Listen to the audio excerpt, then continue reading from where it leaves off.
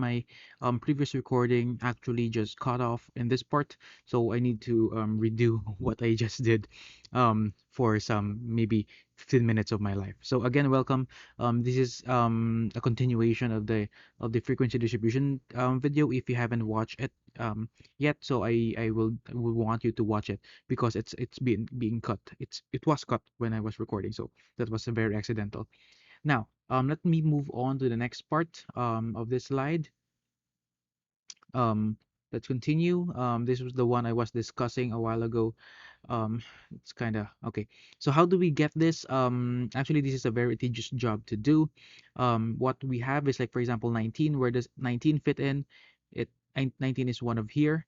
44. Where does 44 fit in? 44 is one of here. 24, where does 24 fit in?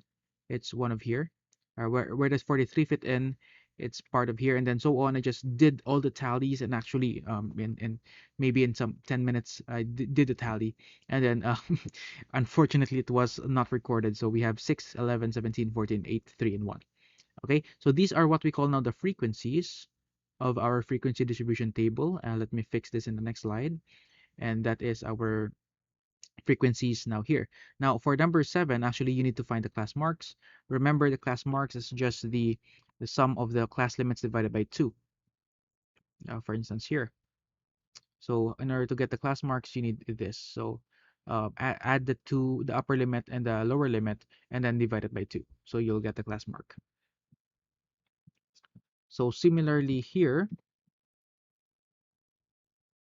okay, we will get the class marks by adding 18 and 23 divided by 2. It'll give me 20.5.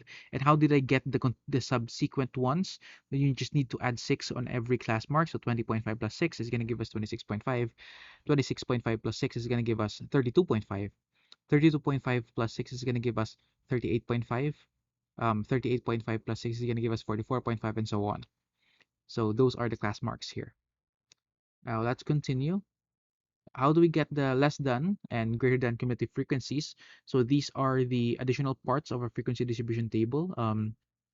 So the less than frequency starts with the least frequency. So for instance, the least frequency is 6. So we start with 6. 6 plus 11 is 17. 17 plus 17 is 34. Okay, 34 plus 14 is 48. 48 plus 8 is 56. 56 plus 3 is 59. 59 plus 1 is 60. And it ends up with our big N, which is equal to 60. Now, for the greater than cumulative frequency, we start with our big N, which is our total number of samples, so which is 60. And then we deduct, okay, from there. So 60 minus 6 is 54.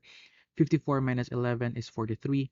43 minus 14 is 26. 26 minus 8 is 12. 12 minus 3, sorry, 26 minus 14 rather. 26 minus 14 is 12. 12 minus 8 is 4. 4 minus 3 is 1, which ends up with your least frequency. Okay, so that's how you do the frequency distribution table. Next up is how we do the relative frequency of a class. So a relative frequency of a class is a frequency divided by the total frequency of all classes. That's just your big N. That is generally expressed as a percentage. So how do we get this? We will do this per class. So we have 6. Our big N is equal to 60, remember? So 6 divided by 60 is 0.1. And if you want to put it in percentage, so that's 10%. That's 0.1. Sorry for the messy penmanship. 11 divided by 60 is 0.183. Let's just end with a thousandths place. So that's gonna be 18.3%. 17 divided by 60 is gonna give us 0.283. That's 28.3%. 14 divided by 60 is 0.233 or 23.3%. 8 divided by 60 is 0.133 or 13.3%.